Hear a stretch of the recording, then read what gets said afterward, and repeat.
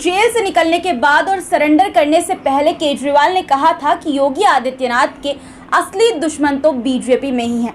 अरविंद केजरीवाल ने दावा करते हुए कहा था कि प्रधानमंत्री नरेंद्र मोदी और अमित शाह योगी आदित्यनाथ को उत्तर प्रदेश के मुख्यमंत्री पद से हटाना चाहते हैं। अब दोस्तों, केजरीवाल के इस बात के सबूत भी मिल चुके हैं। जी हाँ, बिल्कुल सही सुना आपने दोस्तों, वाकई में योगी आदित्यनाथ को हटाने की तैयारी में थी बीजेपी। इसका खुलासा ऐसे समय पर हुआ है जब आरएसएस और बीजेपी के बीच टकराव जगजाहिर होता नजर आ रहा है। क्या है पूरा मामला? योगी आदित्यनाथ को मुख्यमंत्री पद से हटाने की कौन सी बड़ी खबर सामने आई है, इस वीडियो में विस्तार से आपको बताऊंगी। बस वीडियो में अंत तक बने रहिएगा और अगर अभी तक आपने हमारे चैनल को सब्सक्राइब नहीं किया है तो कर दीजिए दोस्तों, इसी तरह की वीडियोस को देखने के लिए। नमस्कार दोस्तों, मैं हूं मिसबा खान और आप देख रहे हैं खबर मंत्रा। दोस्तों, आज के इस वीडियो में आरएसएस प्रमुख मोहन भागवत और सीएम योगी की मुलाकात पर बात करेंगे। आरएसएस और बीजेपी के बीच मतभेद और मनभेद को लेकर जो चर्चाओं का बाजार गर्म है उस पर भी बात करेंगे, लेकिन सबसे पहले योगी आदित्यनाथ को मुख्यमंत्री पद से हटाने को लेकर जो सबसे बड़ी खबर है दोस्तों, वो मैं आपको दिखाती हूँ। देखिए आपकी स्क्रीन पर, जिसमें लिखा है कि चुनाव से पहले योगी आदित्यनाथ को हटाने की तैयारी थी। जी हाँ दोस्तों, बीजेपी के फायर ब्रांड नेता और उत्तर प्रदेश के सीएम योगी आदित्यनाथ को लेकर किए गए इस बड़े दावे ने सियासी गलियारों में हलचल बढ़ा दी है। इंडियन एक्सप्रेस से जुड़े वरिष्ठ पत्रकार श्यामलाल यादव ने अपनी किताब at the heart of power the chief ministers of Uttar Pradesh में ये बड़ा दावा किया है। इस दावे में बताया गया है दोस्तों कि 2022 में यूपी विधानसभा चुनाव से पहले योगी आदित्यनाथ को सीएम पद से हटाने की पूरी तैयारी कर ली गई थी, मगर फिर एकदम से इस फैसले को लेकर कदम पीछे खींच लिए गए। दोस्तों, श्यामलाल यादव ने अपनी इस किताब में उत्तर प्रदेश के अब तक जितने मुख्यमंत्री रहे उनके बारे में लिखा है।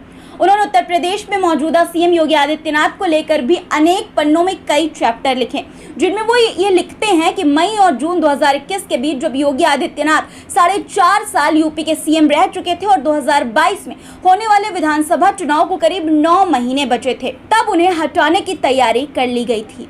इसके लिए बीजेपी और आरएसएस के नेताओं की दिल्ली से लखनऊ तक विभिन्न स्तरों पर कई बैठकें आयोजित की गई।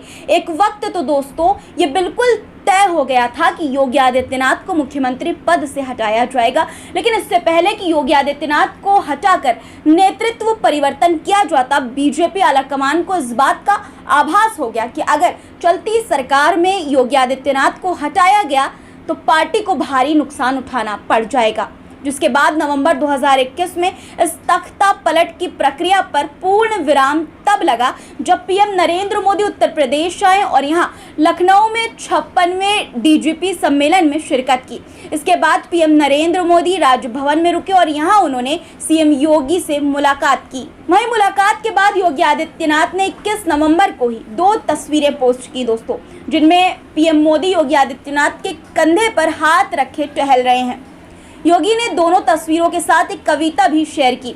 इस सब से बीजेपी संगठन और सूबे में स्पष्ट संदेश गया कि यूपी की कमान योगी के हाथ में ही रहेगी और उन्हीं की सरपरस्ती में ही आगामी 2022 का चुनाव लड़ा जाएगा।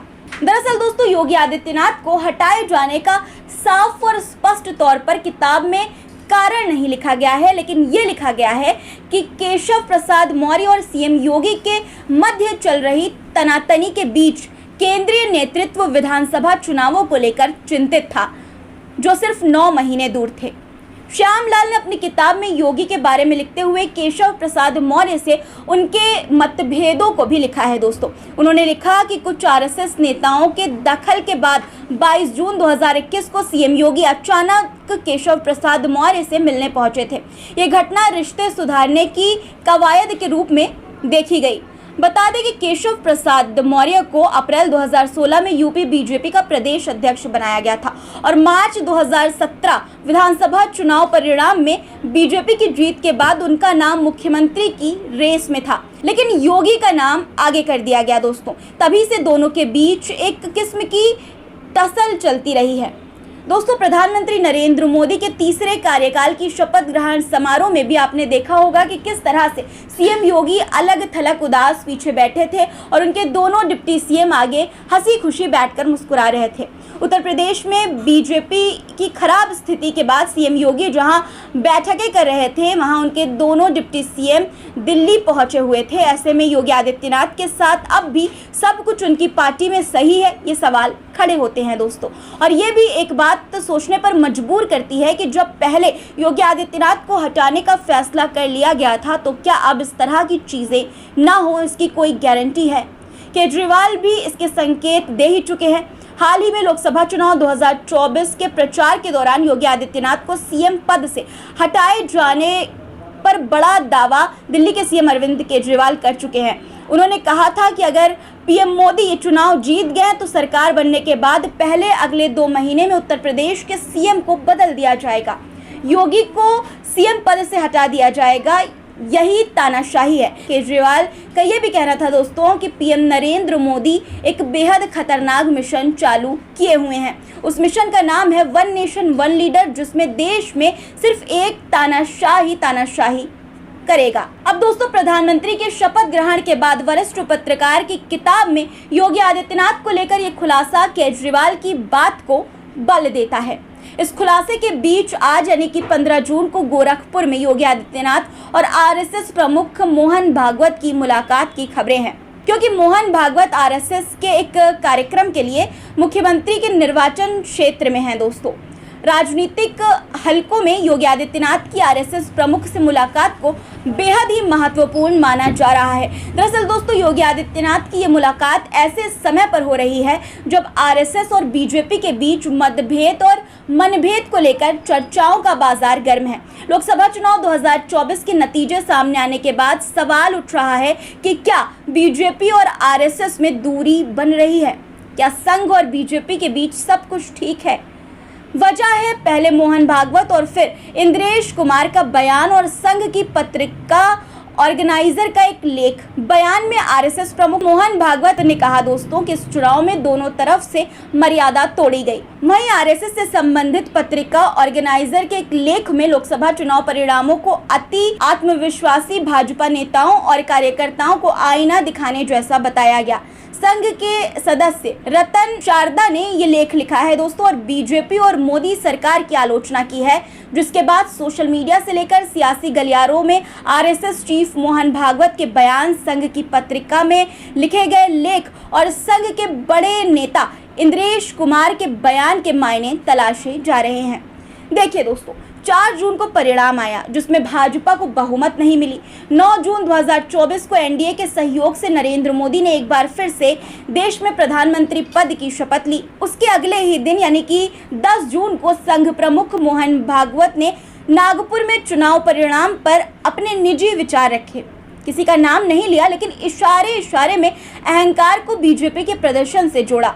उन्होंने कहा कि जो मर्यादा का पालन करते हुए काम करता है, गर्व करता है, लेकिन अहंकार नहीं करता, वही सही अर्थों में सेवक कहलाने का अधिकारी है। इससे ये समझ आता है दोस्तों कि उन्होंने बीजेपी के कथित अहंकार को लेकर ये बात कही थी। 12 जून को आरएसएस के मुखपत्र ऑर्गेनाइजर में बीजेपी के प्रदर्शन पर लेख लिखा गया। दावा किया गया कि अहंकार और अति आत्मविश्वास बीजेपी के खराब प्रदर्शन का मुख्य कारण रहा। और 13 जून को संघ के वरिष्ठ पदाधिकारी इंद्रेश कुमार ने खुल्लम-खुल्ला बीजेपी के प्रदर्शन को पार्टी के घमंड से जोड़ दिया। आरएसएस नेता इंद्रेश कुमार ने गुरुवार को सत्तारूढ़ बीजेपी को अहंकार और विपक्षी भारतीय गुट को राम विरोधी बताया था। दरअसल जयपुर में एक कार्यक्रम में बोलते हुए इंद्रेश कुमार ने स्पष्ट रूप से नाम लिए बिना दोनों पक्षों की आलोचना की थी दोस्तों। यानी दोस्तों 3 दिनों में आरएसएस की तरफ से आई प्रतिक्रिया ने दोनों संगठनों के बीच वैचारिक मतभेद को जगजाहिर कर दिया। अब दोस्तों आरएसएस और बीजेपी के बीच इस समय जो मतभेद है वो किसी से छिपे हुए नजर नहीं आ रहे हैं। साफ तौर पर आरएसएस के नेताओं की टिप्पणी इस ओर इशारा कर रही है। ऐसे में सीएम योगी की आरएसएस प्रमुख से मुलाकात और इस बीच योगी आदित्यनाथ को 2022 के विधानसभा चुनाव से पहले हटाए जाने की खबर के सामने आने को आप कैसे देखते हैं? आपकी क्या राय है इस पर कमेंट बॉक्स में जरूर बताइएगा। और दोस्तों चैनल को सब्सक्राइब करना मत भूलिएगा इसी तरह की खबरों को देखने के लिए। धन्यवाद।